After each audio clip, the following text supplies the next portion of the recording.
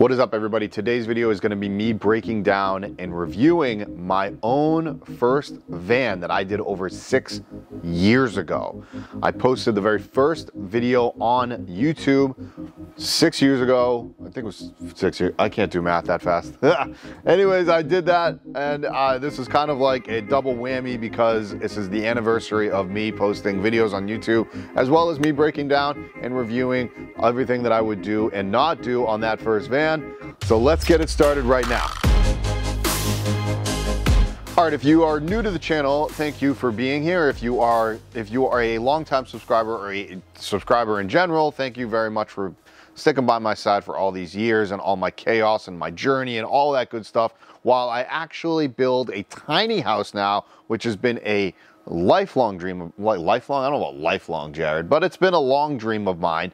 And actually more of a lifelong dream is actually the container home, which I hope to do after the tiny, and I put it on some land and I build a shop space, and then I can start working on the container home, which I've been talking about for a long time. I brought back the old school ghost hat, which we're going to get into, and I've got the new school ghost design and build shirt on. The merch is coming, guys, don't you worry. Now, I am not talking about the van that is on my desktop. That was actually my second van. I'm talking about my first van. Maybe some people remember it, maybe some don't. We're going to talk about what I really did not like, which is a lot of things in there, and also the things that I did like, which actually there is a lot of things that I did like, but I think there's more that I didn't like. For anybody that's wondering, yes, this is a remote controlled van, and I'm very fortunate that my friends over at Overland Van Project gifted me that. I appreciate that, guys, but I did get a couple comments when I did one of these Tocci talks, which I've been doing more of. A few people have commented asking me, they're like, is that a van that is a toy? And I'm like, yeah, it's an RC. It's a remote control van. Pretty cool, right? I believe you can buy them, by the way. I get zero kickback from that, but I figured I'd help out a friend. He gifted me that, so that was nice of him. So before I rip myself apart for my own van build, I just wanted to kind of say how I got to that point. So I started doing research in 2016 when I was introduced to VanLife. I don't know how I'm going to afford this. I don't know just how I'm going to do this in general, not just affordability, but just how. So I called up my dad. I was like, how do I do this? And he's like, well, if you bring it back to the East Coast, Boston area, which is where I'm now relocated. I was West Coast for like 17 years. In 2017, I built the van over on the East Coast, and then I drove it back west, and I lived there for several more years. Anyways, 2016, introduced to van life. I could not afford anything. I was living paycheck to paycheck, barely that, if that's even a thing. I was like, well, I need to save up like 20 grand.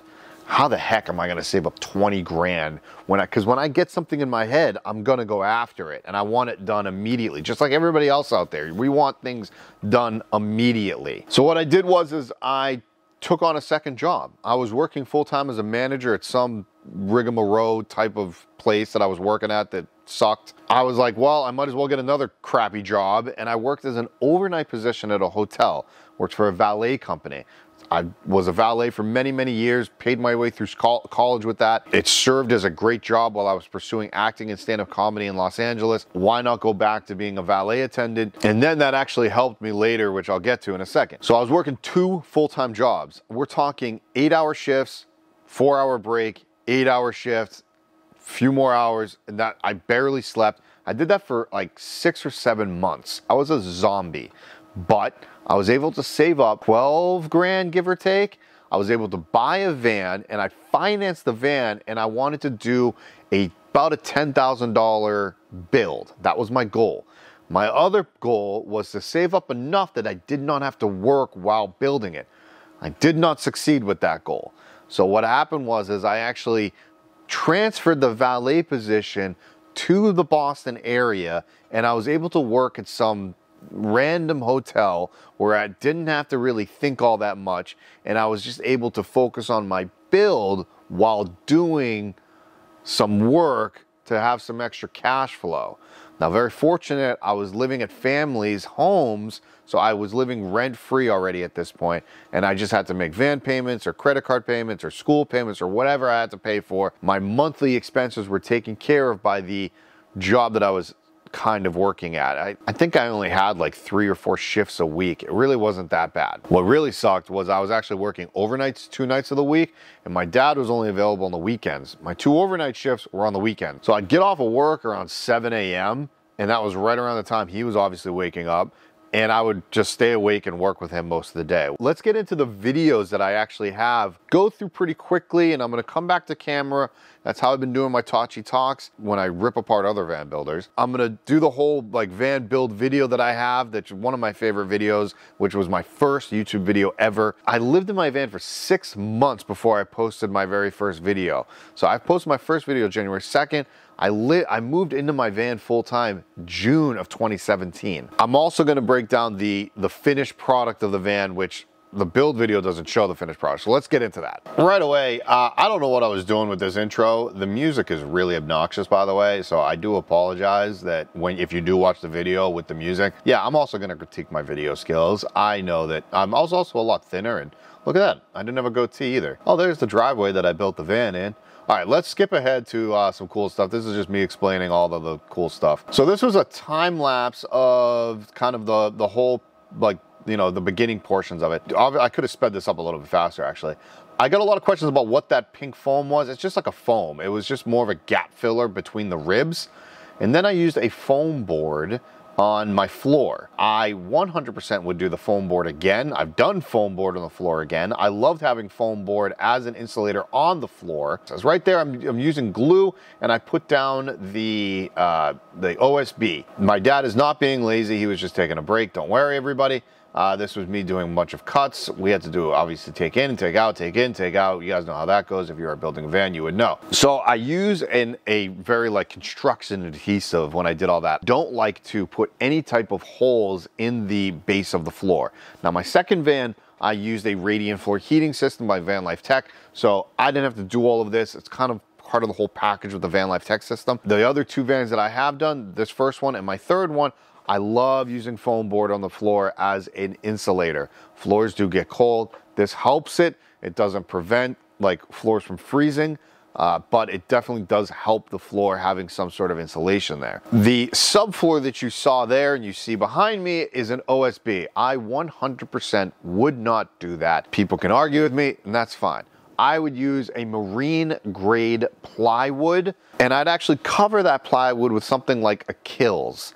Something that is mold preventive or mold resistant, or just something that doesn't get moldy. Why is that? Because I've seen black mold when I've ripped up floors before, when I've helped other people with the van, like redoing vans or building out vans. Black mold is something that you do not want to breathe in, plain and simple. Because we take these vans into various locations and different climates and all this sorts of different stuff, your van is going to get beat up. And you want to make sure that you have some really rugged materials in there, and also being able to handle all different types of elements.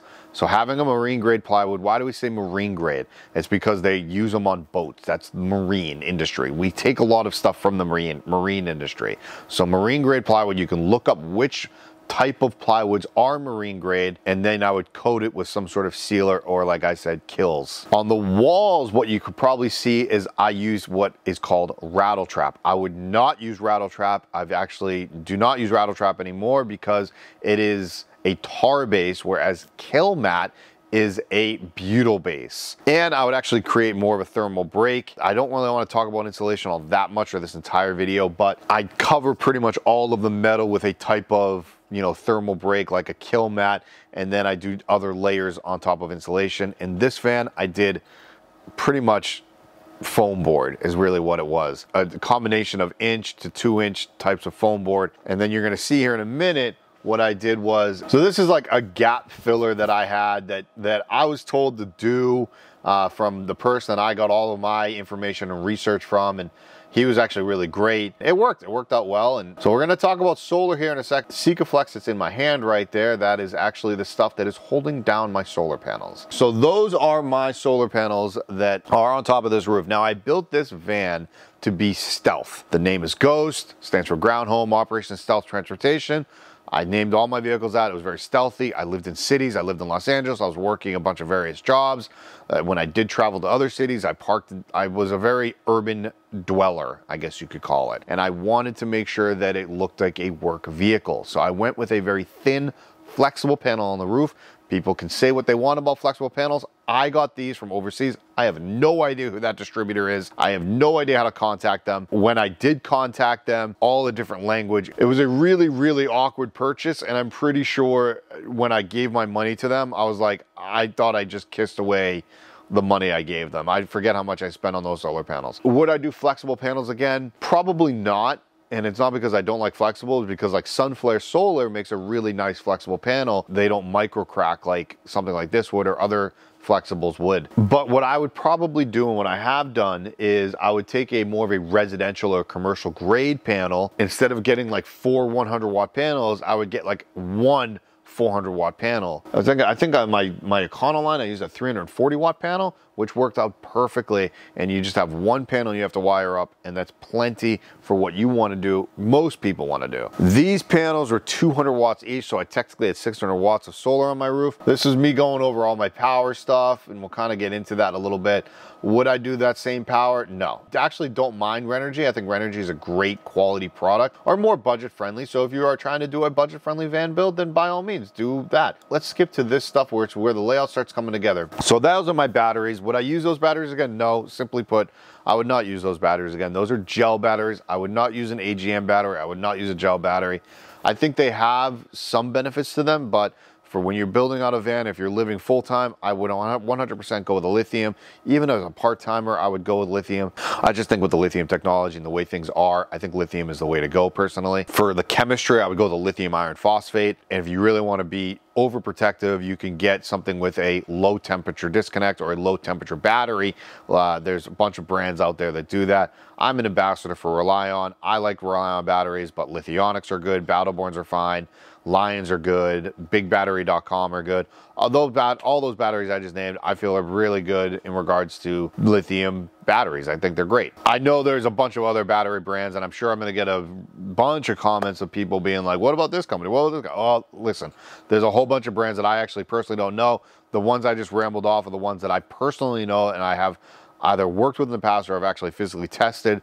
Now companies like Light Harvest Solar that I order all of my Victron stuff through, they actually brand their own batteries. Their batteries are also really good. It just really depends on what you feel is best. And I guess I talk about this a lot in my videos where if I do say something, make sure you fact check it. Make sure you go to other people and see what they say about products or what they say about, you know, materials or whatever. Make sure you watch a couple and see what they do with that kitchen. See if they also recommend a Dometic fridge or an isotherm fridge or what heater. Do they recommend this heater or that heater or what they talk about? Because if you hear 3 people say the same thing about one heater, then maybe you want to consider that or not that, depending on how they speak of it. The layout is starting to come together. There's my shower, and would I do that shower again? No, but we're going to talk about that in the finished video when I get to that. This is something I definitely wouldn't do. That's an MDF board. I 100% would not do an MDF board. I actually changed that before I sold my van because that is a heavy board. That is my solar charge controller. I would now do smaller ones. They make smaller ones that are just as good, if not better. I used all poplar plywood. I still use poplar plywood. It is a really good plywood. Takes the stain really well and takes the paint even better. Okay, let's skip ahead here. This was me kind of laying up my ceiling, and I love this ceiling. It was really, you know, I think a lot of people do this type of ceiling. We can talk about the framing because I feel like there's some things that people do or don't like. Like the thing is with the ProMaster, which is what this is, they have different ribs, like it's depths. I wanted everything on one plane. I didn't want to like come out and come back in or whatever. So I built up the frame, like everything to be on one plane pretty much. I used those, you know, that framing, that wood furring strips to kind of make my wall up. I already knew what my finished wall was going to be. I wanted a shiplap, but everything else, you know, attaching all the cabinetry and attaching all that stuff, it worked out really well. And I still do the furring strip method. Do it a little differently now, but pretty much very similar to what you see here. All right, so this is something that I would actually definitely change, and I have changed, and I don't know why I ever did it in the first place, but that little heater in that upper right corner right there, that I'm actually about to put the draw face over it, because it kind of clicks into place, and it was kind of a false drawer there. I would not use that heater. I wanted an electric heater. I did not want propane. I knew that my van was going to be in a warm climate like Southern California, so I didn't worry about heat all that much. For this van, I actually ended up using a Mr. Buddy as my heater. I don't regret it, but I would have done a different heater or a better heater than the Mr. Buddy heater because that thing barely worked in really, really cold temperatures. And then that other heater definitely did not work with the batteries that I had in there. And we're gonna talk about this counter when I get to the finished product video, which is what we're gonna get to right now. The build video is great and how I do things and all that stuff. So let's go to what actually is the for sale promo for my van when I did put it up for sale, which it did sell, but let's get to that video now. 2017 Ram ProMaster 159 wheelbase for sale. That is no longer my email, nor that is not my handle anymore either. So there's my ProMaster out in a random parking lot in Southern California. Yay, it's fantastic, it's beautiful, it's big, it's white. There are no windows. Flexible solar panel, 600 watts, like I talked about. This is actually something that I am actually stupidly proud of. This is my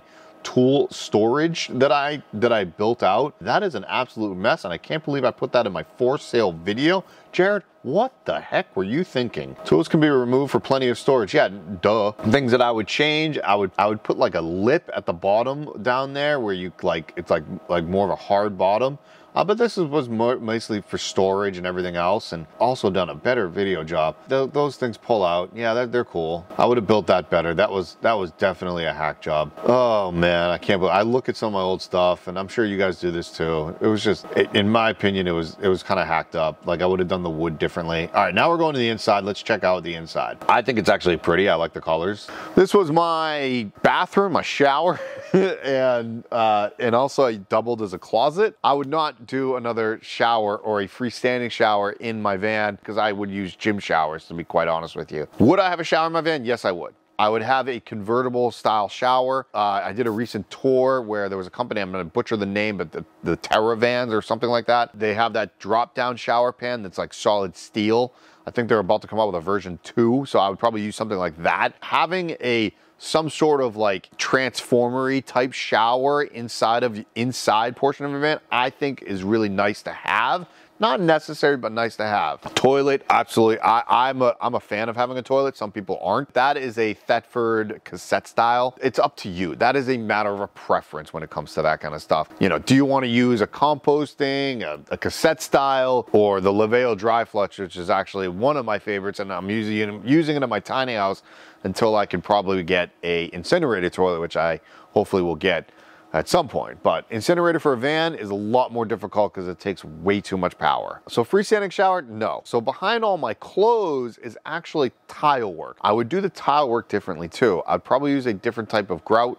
I'd probably use an epoxy grout or some sort of like silicone grout that has a little more give to it, a little more flex to it, a little more rigidity to it. That grout kind of did crumble while I was driving, and I want to say I used that shower like 4 times. That's it. I used it as storage. Look at all my jackets that I had. Crazy guy I am. There's the tile that I was talking about, everybody. That was on draw slides. It actually worked out really well. I was able to sit on that, although I never did. All right, this is just going up the walls. That's a chalkboard to my left there. I just showed it just now. There it is, a chalkboard, and a little piece of chalk right there. Down there is a pull-out table. That table was a coffee table that I cut down as all wood that I made look like brick. I love brick. I love the look of it, so that's why I did that. I'm probably not going to talk about it much, but there's that bench right there. I probably don't show it that much. You got to make it wider. I don't know what the seating depth of somebody is, but I got to make that like just the depth of it bigger. It's really hard to make the depth of it bigger when you're working in a van that's kind of small in general.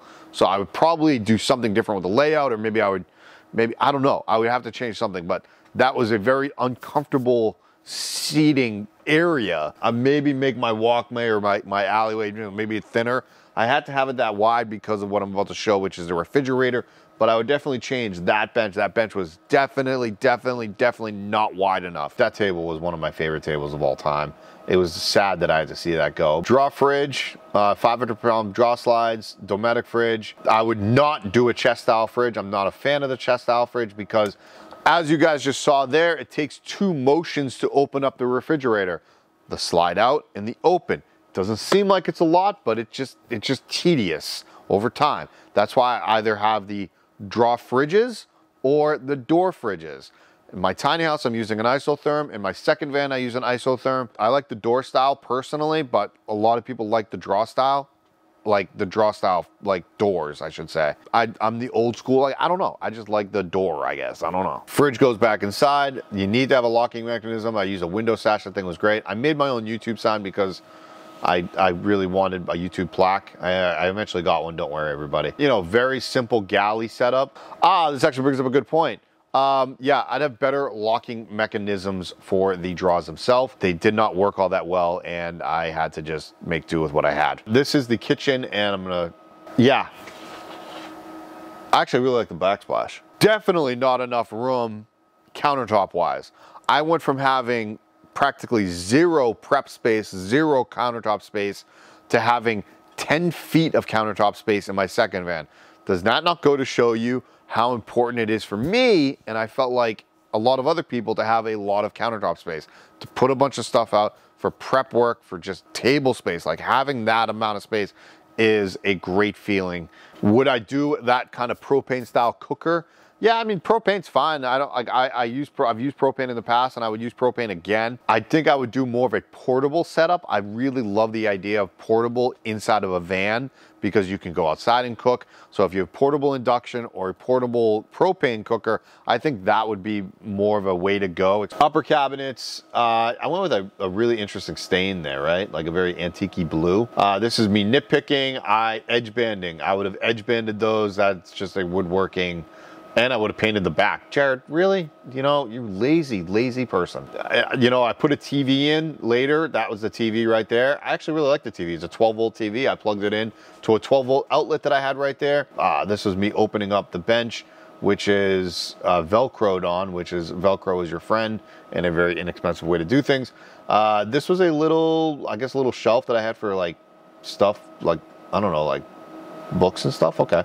And then I had my batteries underneath. Inside is I was going to make this into a closet, but I ended up like, that's just wasted space right there. Like, my space efficiency was just really poor. Bedroom, that's fake brick that I painted white, like a board from Home Depot that I just painted like a whitewash. And there it is, guys. That was my first van build. There were a lot of things that hopefully you guys did learn, and hopefully that, you know, I learned a lot, obviously, building my first van. I don't want to make this like a 45-minute video, but yeah, I could keep nitpicking things time and time and time again. I guess what I'll end with is the layout. Would I do that layout again? I actually feel that the platform bed layout is probably the best layout and the easiest to build. It's a fixed bed position. It's in the rear of the van. It works out well. The only reason I didn't like it was because I felt pretty lazy. When the bed is there, I am going to lie in it. My second van, I went to a Murphy bed because of separating the room and the spaces. Made more sense to me from a mental standpoint. Now, you did see in the video and the pictures that I've shown, that storage space underneath I made into a wood shop, or a shop that, because I was building stuff on the road. I was having fun. That's what my passion is. That's what I love to do. That's why I started this company, Ghost Design and Build. That's why I'm doing what I'm doing. That's why I have the tiny house and a shop space. I love to build stuff. So that's why I did that in my van. The person I sold it to was a rock climber. Like, so they had a crash pad. So they ripped all the storage out of there and they put their crash pad back there. It actually worked out really nicely for them. Having that space underneath the bed, it's amazing to have. My second van, I had like practically no storage, but I built it for that reason. I built it, I didn't need storage. I could add storage on the back or the rear with the big boxes if I needed them. At least that was my thought process. If I was actually to build another high top van, or maybe I say when, my floor plan will probably be very similar to that one right there. It'll probably be a fixed bed, no shower. You guys saw how much space that took up. You also got to get rid of some clothes, dude. You saw how much space the shower took up, and you saw that it was just like, I could have used that for countertop space.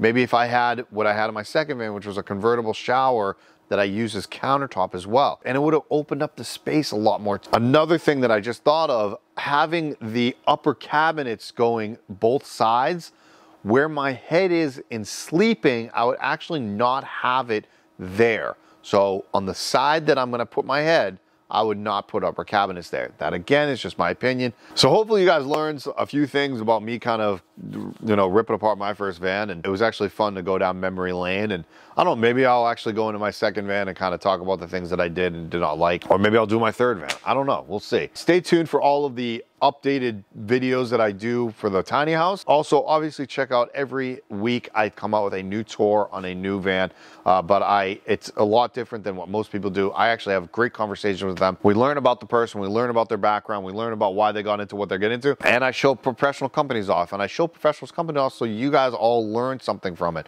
That's what this is all about. It's a learning experience and an educational experience.